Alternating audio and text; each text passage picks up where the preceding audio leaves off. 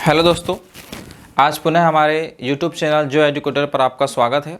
आज हम अपनी कक्षा को आगे बढ़ाते हुए पहले हमने जो है प्लांट सेल में जो है एनिमल सेल में प्लांट सेल में, अब वैसे मुझे कॉमन सेल की आवश्यकता है, बट जो मिडिल लैमेला है, मध्य पटलिका है, इसे हम आगे डिटेल में देखेंगे कि कैसे कैसे क्वेश्चन बनते हैं और एग्जाम में कैसे क्वेश्चन आपको मिलेंगे। तो मैंने सबसे पहले आपको सेल वॉल कोशिका भित्ति समझाई थी। जो पुराना जो वीडियो है, जो कल की क्लास है हमारी, उसमें मैंने सेल वॉल समझाया था। उसके बाद मैंने सेल मेम्ब्रेन समझाया, और सेल मेम्ब्रेन के बाद जो है आज जो हम अब देखेंगे तो मिडिल लैमेला देखेंगे। क्या देखेंगे? मिडिल लैमेला, मध्य पटलिका। इसे मध्य पटलिका क्यों कहते हैं? क्योंकि क्या होता है कि ओनली फॉर ये प्लांट सेल का फीचर है। कौन सा फीचर है? Plant cell. और प्लांट सेल में भी ये फ्रूट्स में जो होता है ना, फ्रूट्स में दो परतों के मध्य होता है। कहाँ होता है? दो परतों के मध्य। जैसे कि ये कोशिका भित्ति और ये भी कोशिका भित्ति है, ये अंदर का गुदेदार भाग है। ये आपकी सेल वॉल हो गई। क्या हो गई? सेल वॉल हो गई। और ये भी आपकी सेल वॉल ही है। क्या है? सेल वॉल है। तो ये सेल वॉल के बीच में जो आप देख रहे हैं, ये जैसे कि ये फल है। क्या है? ये फल है। तो ये फल का गुदेदार भाग है। ये फल है और ये फल का गुदेदार भाग है। तो इसको आप जो जोड़ने वाला काम होगा उसे बोलते हैं मध्य पटलिका। क्या बोलते हैं? मध्य पटलिका। पटलिका बोलते हैं इसे। ठीक है।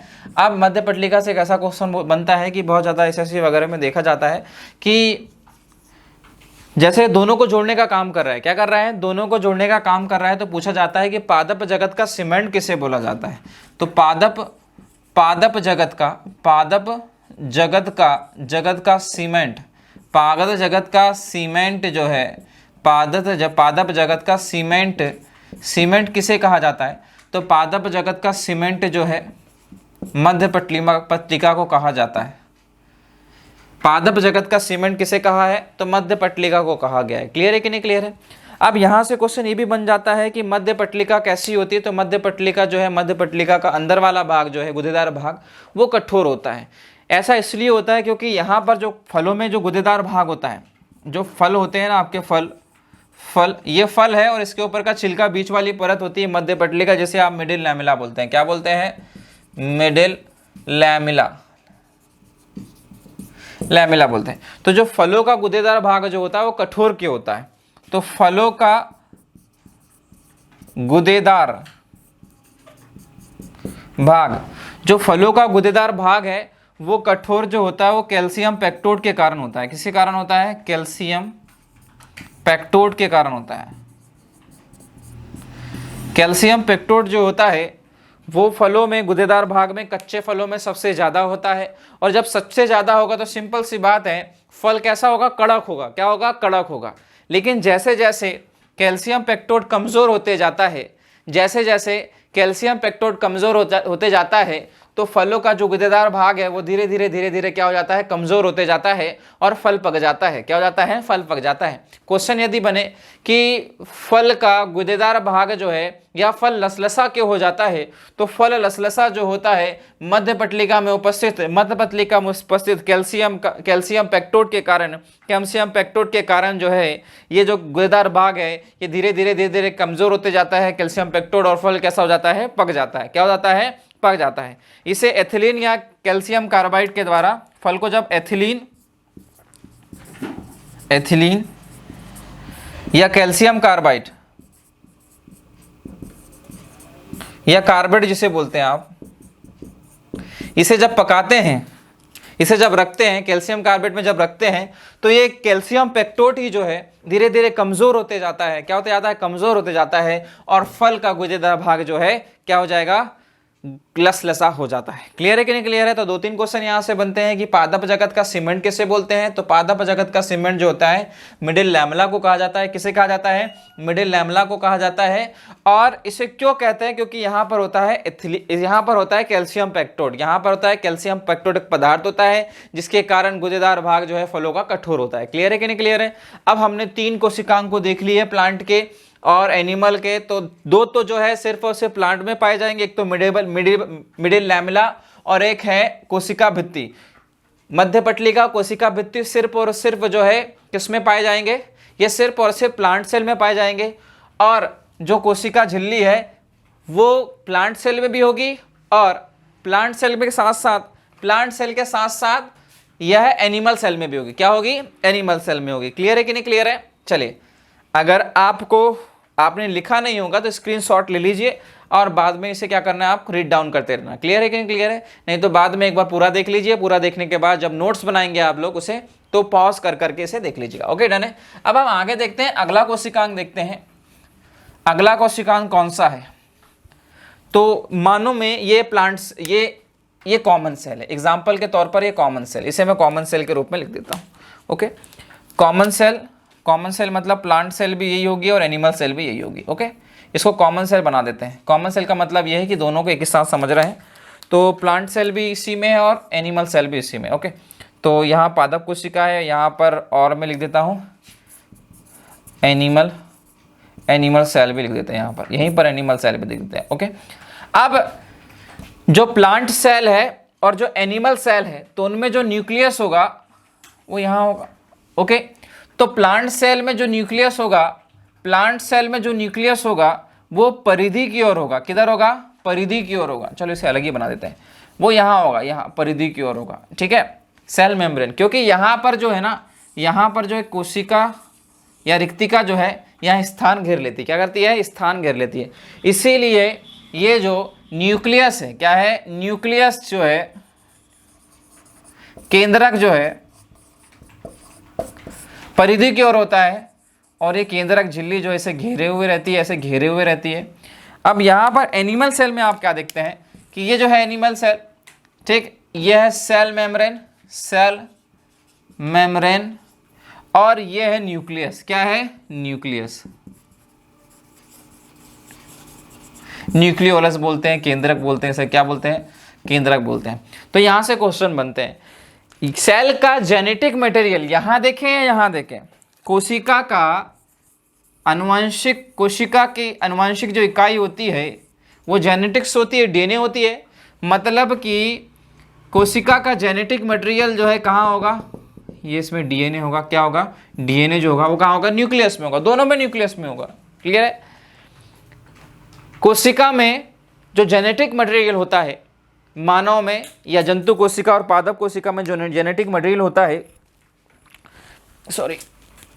जंतु कोशिका और पादप कोशिका में जो जेनेटिक मटेरियल होता है वो होता है डीएनए। क्या होता है? डीएनए।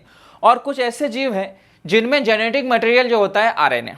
बेसिकली जब धरती पर सजीवों की उत्पत्ति हुई थी तो उस समय जेनेटिक मटेरियल जो हुआ करता था आरएनए हुआ करता था। आज भी कुछ ऐसे जीव हैं जिनमें जेनेटिक मटेरियल आरएनए ही है, जैसे कि वायरस में आरएनए वायरस भी होता है और डीएनए वायरस भी होता है। इससे आप अंदाज़ा लगा सकते हैं कि जेनेटिक मटेरियल पहले जो होता था आरएनए भी होता था और वर्तमान में डीएनए। न्यूक्लियस जो है, न्यूक्लियस एक कोशिकांग है जिसकी खोज जो है रॉबर्ट ब्राउन ने इसकी खोज की थी। न्यूक्लियस की खोज रॉबर्ट ब्राउन ने 1831 में 1831 में जो है न्यूक्लियस की खोज करी और कहा कि केंद्रक जो है एनिमल सेल में सेंटर में होता है और प्लांट सेल में कहाँ होता है? परिधि की ओर होता है। कहाँ होता है? परिधि की ओर होता है। इसका कार्य क्या है? तो इसे सेल का कंट्रोलर कहा जाता है। इसे सेल का कंट्रोलर कहा जाता है या सेल का सीपीयू कहा जाता है। क्या कहा जाता है? सेल का कंट्रोलर कहा जाता है और सेल का सीपीयू। यह दोहरी झिल्ली वाला, यह डबल लेयर वाला कोशिकांग है। यह दोहरी झिल्ली वाला कोशिकांग है जिसमें जेनेटिक मटेरियल जो है, जिसमें अनुवांशिक पदार्थ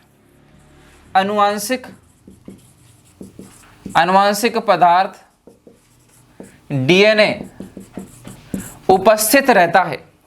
ठीक है, किसमें डीएनए उपस्थित रहता है? आपके न्यूक्लियस में, सेल के न्यूक्लियस में डीएनए जो है उपस्थित रहता है। जेनेटिक पदार्थ जो है इसमें उपस्थित रहता है। किसी का डीएनए हो सकता है, किसी का आरएनए होता है।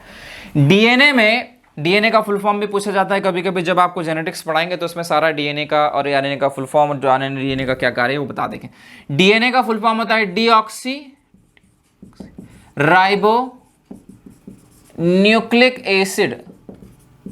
डीऑक्सी राइबो न्यूक्लिक एसिड का फुल फॉर्म होता है और आरएनए का होता है राइबो न्यूक्लिक एसिड। क्या होता है? आरएनए का फुल फॉर्म होता है राइबो न्यूक्लिक एसिड। जहां भी आपको राइबोसोमल चीजें अगर आपको दिख जाती है, सिंपल सी बात है, वहां पर प्रोटीन सिंथेसिस हो रहा है, प्रोटीन का निर्माण हो रहा है, प्रोटीन का फैक्ट्री टाइप का बना हुआ है। जैसे प्रोटीन का फैक्ट्री जिसे किसको बोलते हैं, किस कोशिकांग को बोलते हैं आप लोग? मानव में किस कोशिकांग को प्रोटीन का फैक्ट्री बोलते हैं? तो राइबोसोम को बोलते हैं। क्या बोलते हैं? प्रोटीन की फैक्ट्री क्या है? राइबोसोम है। क्या है? राइबोसोम है। क्लियर है कि नहीं क्लियर है? आपसे क्वेश्चन पूछेगा कि न्यूक्लियस की खोज किसने की, तो रॉबर्ट बुक ने 1831 में की है। किसे कंट्रोलर बोलते हैं, या दोहरी झिल्ली वाला कोशिकांग है? कौन सी झिल्ली वाला कोशिकांग है? दोहरी झिल्ली वाला कोशिकांग है। क्लियर है कि नहीं क्लियर है? एनिमल सेल में केंद्रक सेंटर में होता है। कहाँ होता है? सेंटर में होता है भैया। सेंटर मतलब बीच में होता है, बीच में, ठीक। और प्लांट सेल में यह परिधि की ओर होता है। कहाँ होता है? परिधि की ओर होता है, परिधि की ओर होता है। और इसी के अंदर जेनेटिक मटेरियल डीएनए होता है। इसी डीएनए के ऊपर क्या होते हैं? क्रोमोसोम्स होते हैं। क्या होते हैं? क्रोमोसोम्स होते हैं। क्रोमोसोम्स जो है जिन्हें गुणसूत्र बोला जाता है, गुणसूत्र बोला जाता है, क्रोमोसोम्स होते हैं। और मानव में जो है टोटल अगर पेयर देखें तो 23 पेयर, 23 पेयर जो होते हैं, 23 पेयर जो होते हैं गुणसूत्र होते हैं। क्या होते हैं? गुणसूत्र होते हैं। और संख्या में 46 हो जाते हैं। क्या जाते हैं? 46 गुणसूत्र होते हैं। और कहाँ होते हैं? ये हमारे सेंटर में होते हैं। कहाँ होते हैं? सेंटर में, न्यूक्लियस में होते हैं गुणसूत्र। डीएनए का जो आकार है, मानव में जो डीएनए का आकार है वो कैसा होता है? वो द्विकुंडलीय आकार का होता है, डबल हेलिक्स मॉडल होता है। कैसा होता है? डबल हेलिक्स, ऐसे गुथे हुए होते हैं। जब आपको मैं डीएनए पढ़ाऊंगा तो बताऊंगा कैसे गुथे हुए रहते हैं, ठीक है। ये ऐसे गुथे हुए रहते हैं। क्लियर है कि नहीं क्लियर है? और कुछ ऐसे जीव हैं, इसमें भी कुछ ऐसे कोशिकांग होंगे जिनमें डीएनए उपस्थित होगा, लेकिन वैसा नहीं जैसा डबल हेलिक्स है, ऐसा डबल हेलिक्स नहीं।